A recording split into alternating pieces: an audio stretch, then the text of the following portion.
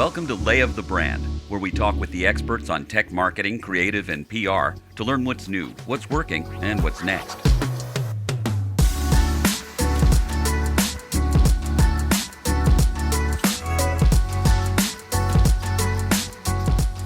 I'm Peter Jacobs of Merit Group, and for this edition, the first of two parts, we're bringing you the conversation we recently had with 3 tech CMOs for the webinar Sales and Marketing Strategies for Getting Back to Business. The COVID-19 pandemic naturally has the world focused on keeping people safe and healthy, but at the same time, concerns about how to keep the economy moving are driving a lot of change and confusion in how tech companies go to market. Our experts, Rashmi Vittal of Conversica, Russ Cobb of IronNet Cybersecurity, and Matt Selheimer of PAS Global gave us their insights on how companies can adapt their marketing and sales approaches to keep customer relationships intact and growing while we navigate these difficult and uncertain times. Here's part 1 of our conversation. Hello, everyone, and thanks for joining us. I'm Peter Jacobs of Merit Group, and needless to say, these are unusual times. Can brands continue to market and sell when the situation is so fluid and the world's attention is, rightly so, focused on so many things other than business? To discuss what's changed and what hasn't, and how to continue moving forward through the uncertainty, we're joined by 3 senior marketing leaders who bring a variety of perspectives and experience to these questions. Before we meet each of our panelists, please note that all lines have been muted during the presentation, and after the discussion, we'll take your questions using Zoom's Q&A function. Now, as we meet each of our panelists, they'll give us a little background on their company and their role as CMO. Please welcome Rashmi Vittal, Chief Marketing Officer of Conversica. Rashmi, please tell us something about Conversica. You bet, Peter. Thanks for having me here today, and hi, everyone, and thanks for joining. So as a CMO at Conversica, I oversee all things marketing, from brand awareness to category creation, go-to-market strategy, messaging and positioning, to pipeline generation. And so at Conversica, Conversica is actually a leading provider of intelligent virtual assistants that help organizations attract, acquire, and grow customers at scale to accelerate revenue across the entire customer lifecycle. So we've actually helped our customers generate over $20 billion of revenue because they've been able to deploy over 3,000 IVAs, augmenting their sales, marketing, and customer success teams. And so for them, that means how can you engage in use an intelligent virtual assistant to engage in that natural, human-like two-way conversation to drive towards the next best action. That could be scheduling a sales meeting, gauging interest to buy additional products or services, or politely but persistently collecting overdue payments. And what's your role as CMO? Yeah, so as I oversee all things marketing, right? So from brand awareness to category creation to the go-to-market strategy in terms of where do we think the revenue is going to come from, as well as then translating that into marketing programs and activities that drive pipeline creation. Thank you. Now let's meet Russ Cobb, Chief Marketing Officer of IronNet Cybersecurity. Thanks for being here, Russ. Peter, thanks very much for having me, and thanks for everyone who's tuned in. Look forward to the discussion over the next 45 minutes or so. So I'm with IronNet Cybersecurity. We're on a different side of the business than Rashmi and Conversica. She's forward-facing to customers. We actually work with CIOs and CISOs to defend their property. We believe, and it's analogous to the situation that we find ourselves in as a society, that we defend better together when we take more cooperation and more collaborative actions together than trying to defend alone. So we're trying to reset the security strategy paradigm. We call this approach collective defense, and we have a collective defense platform that helps companies share threat insights at machine speed across company and across state and even national boundaries. We also do behavioral analytics, so we participate in the network traffic analytics space using machine learning and AI to better predict things before they happen. My role as CMO, I have a lot of the same responsibilities that Rashmi has. Given that we are a company with about a year to 15 months of what you would recognize as significant sales and marketing build and expertise, I also spend a lot of time with our Chief Revenue Officer trying to make sure that we are doing appropriate levels of segmentation in the market, territory creation, and then from a go-to-market perspective, making sure that we've got the right kinds of partners and partnership organizations linked to us. So it's a little bit about IronNet, a little bit about me. Thanks very much, Russ. Now we have Matt Selheimer, Chief Marketing Officer for PAS Global. Matt, thanks for being here. Thanks, Peter. So while Russ and his team at IronNet are focused on IT security, my company, PAS Global, we're focused on operational technology. So we serve the needs of industrial organizations, think oil and gas companies, refineries, chemical plants, power generation facilities, pulp and paper mills, et cetera. And we help them reduce their cyber risk as well as help them to monitor and optimize their operations so they can reduce process safety risks. A big transition for us in the COVID-19 environment has been helping those facilities continue to operate safely and reliably, even though their workforces are having to work remotely. And here at PS Global, I'm the Chief Marketing Officer, responsible for all aspects of marketing as a member of the leadership team. Very good. Thank you. Thank you again to all three of you. To set the scene for our discussion, here's a few things to consider. We're talking about a situation that's far outside the normal cadence of business. What's different about the roles of sales and marketing in this environment, as some recent studies have shown, is that the market's expectations of brands are specific and very strongly felt.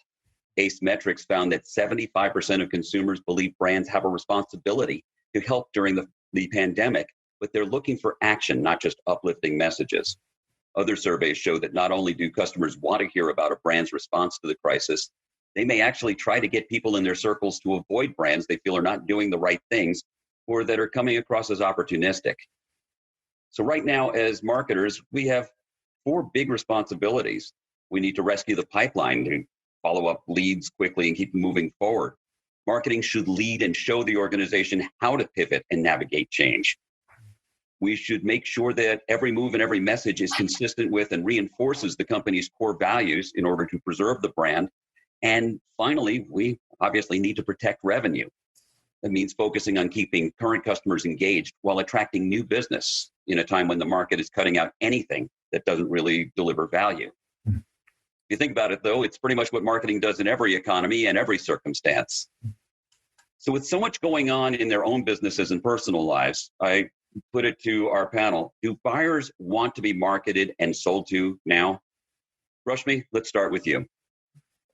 Yeah, it's really interesting. I think if you just take a look at the temperature of the market, and whoever it is that you serve, it has changed quite rapidly, I'd say, over the past 2 months, right? Initially, our customers and organizations that we market to, like many of us, were focused on one thing, which was retaining their base, right? Making sure that their customers are whole and they're happy and that they understand that there's business continuity, and then modeling how much of the slowdown would actually impact their own business, and then taking the right precautionary actions there, all the while needing to protect their employees, ensuring kind of safety and security, right? And with that, there was some impact that was had, right? There was impact to budgets, there was impact to, as it translates to marketing departments, how you spend and use that budget, and a reevaluation of what is the key go-to-market strategies we should have, who are the markets we should be going after if we could spend anything at all. And I would say for the past, if you fast forward kind of what's been happening the past 4 weeks and even now into the past week and present, what you're looking at is an acceleration of the fact that when I talk to my peer group, marketing leaders, especially in technology space, which we're in, while budgets are tight, we're still actively doing a lot and running a lot of marketing programs so that we could prepare ourselves for when the recovery phase comes in. Now, the reception of that, I think we're gauging to see whether organizations want to be marketed to. I think right now there's a penchant for reevaluating what your strategies are, looking at maybe potentially new innovations to help us come out of this kind of downturn and back into recovery, and making sure that we're prepared for that. So in our business, given what we do, we are seeing really good conversations with our market happening, because we're providing relief for these marketing and sales and customer success teams that have been impacted by COVID-19. And as they're thinking in the future, how can they quickly recover so that they can meet the demands of the market? And so that for us, we're seeing, but we have to be careful in our in what we market to. It can't be, it's got to be educational. I think it's got to be informational, and it's got to be done with a certain level of empathy, because we're all feeling the pain as we're going through this. Yeah. If I could jump in, I completely agree with the last point in particular about empathy. The situation that a lot of our customers find themselves in, and again, we sell to the CISO, Chief Information Security Officer. That's usually our executive level sponsor, and then to SOC leaders, so security operations centers. And if you think about what has happened in their companies, there's two big dynamics that happen. First of all, people who used to work in one big room together, that being the SOC, are now distributed back to their home offices, right? So suddenly this group of people that you had that is a SOC manager or CISO, they were always working together in one secure enclosed space. They're now distributed. And so that's a pretty negative impact. Second factor is a lot of companies have had to add devices to their networks. So one of our customers who has a big call center overseas, call center can't go in. They're all working from home now. They had to ship out laptops to them. So you've now really increased your security perimeter as a CISO that you're accountable for securing. And so these dynamics, I think, have caused a situation in our customer group where, no, they don't want to be marketed to. They don't want to be sold to, if you want to put the air quotes around marketing and sold to. They want to be heard. So they still want to have the conversations and they want to be understood. They want to make sure that, we realize how much more difficult their jobs have gotten in the past 6 weeks.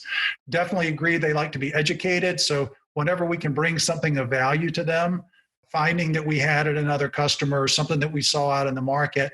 So we're trying to do that proactively. Again, it's educating, but it's giving them something of value, not marketing collateral. And then I think the third dynamic is everyone's clock speed has gotten sped up a lot. I know sometimes it doesn't feel like it. April felt like it was like a 3-month month, but we're having to make decisions so quickly. Our decision cycles are really quick. So I think we have to be much more responsive.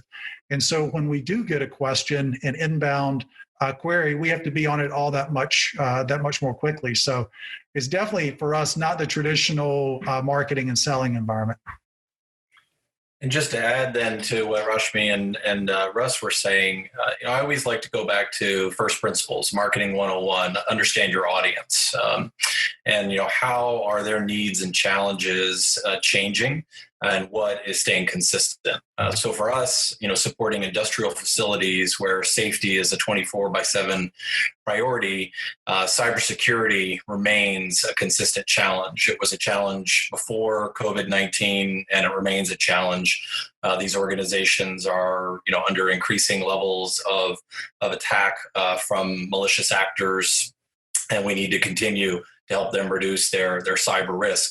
At the same time, just like Russ was saying about security operations centers, operational teams that used to go into a plant or a facility to run that facility are having to work from home. And so the ability to remotely operate that facility, to do daily stand-up meetings, to look at things like alarms and safety system status and things like that, and have access to that data.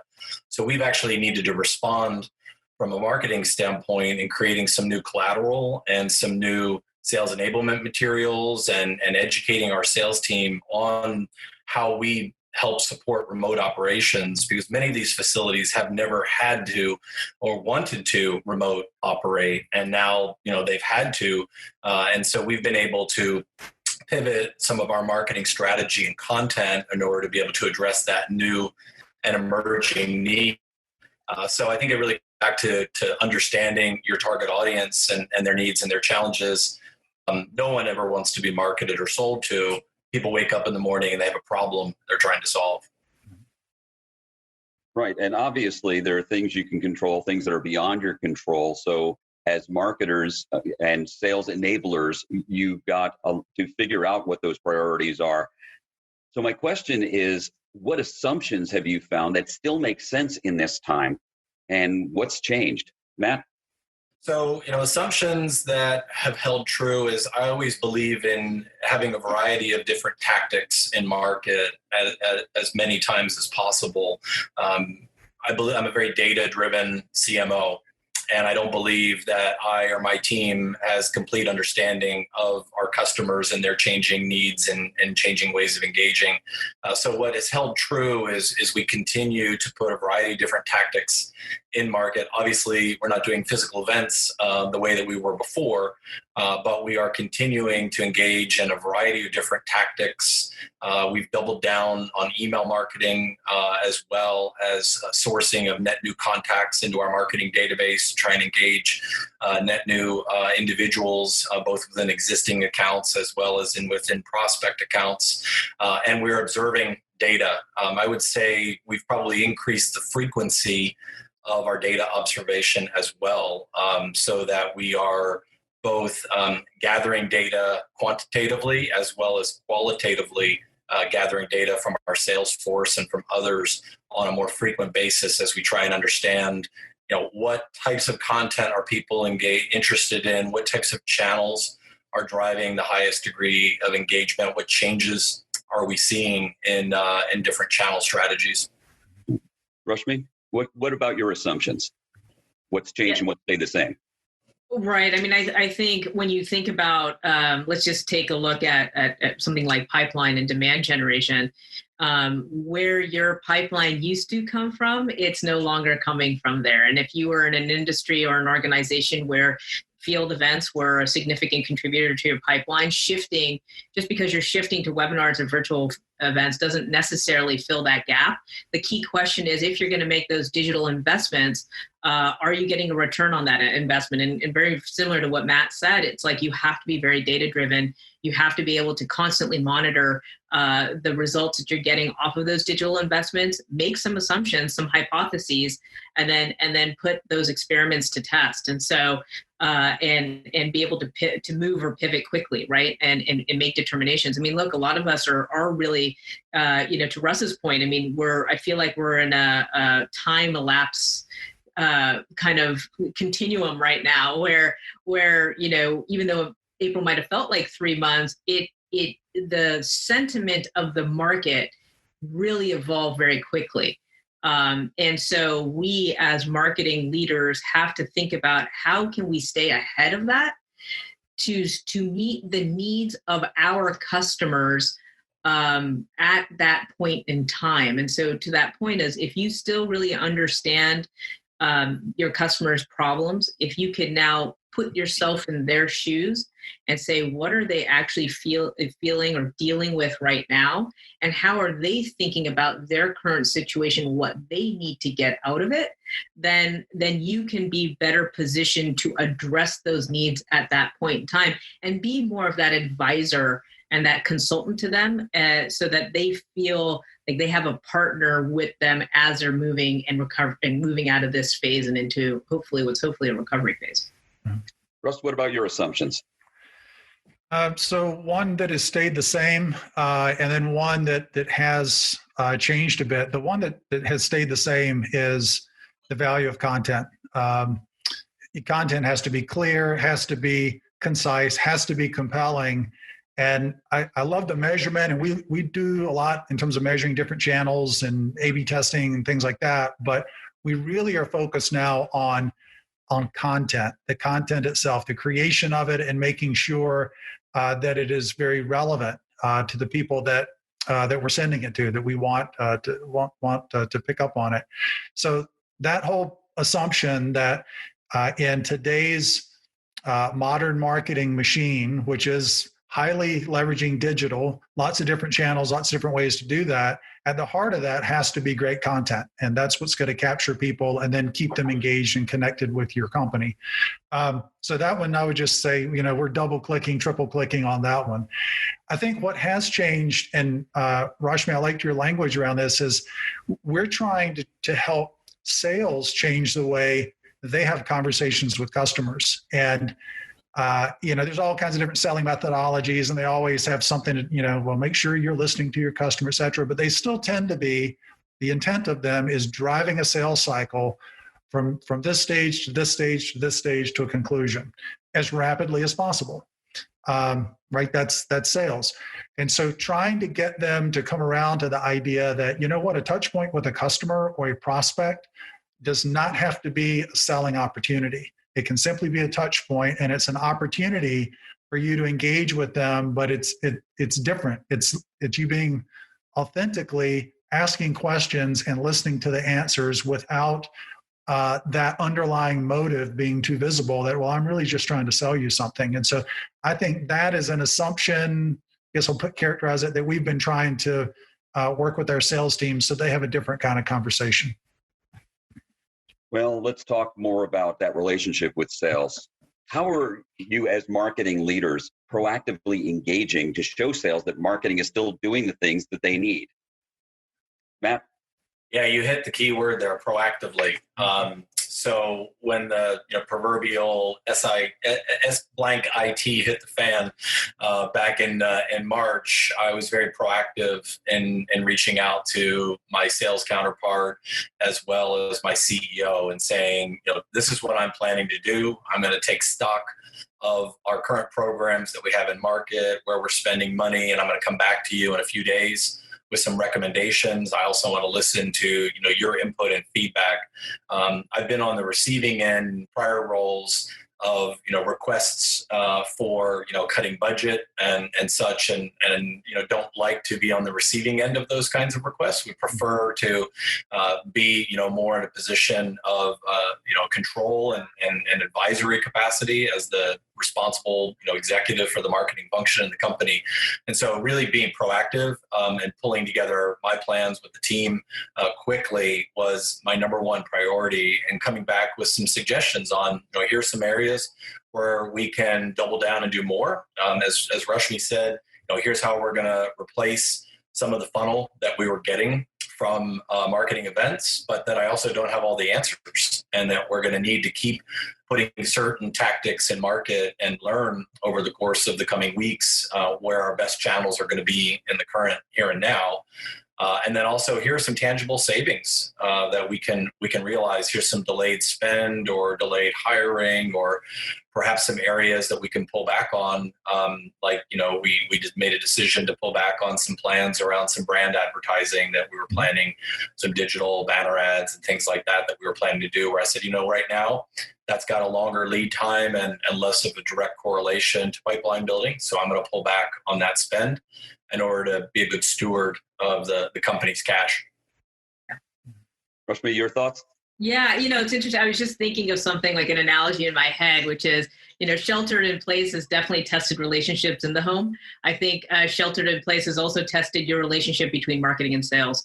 And I've always been a fundamental believer that it is critical to have really good relationship with your sales leader and to have open communication. And if you entered into this with that, then you collectively together can come with solutions to get out of it. If you had a poor relationship going into it, it's probably manifesting itself, and you're struggling to get the ideas or things instituted that you need to do, or getting the buy-in or the partnership needed to make that happen.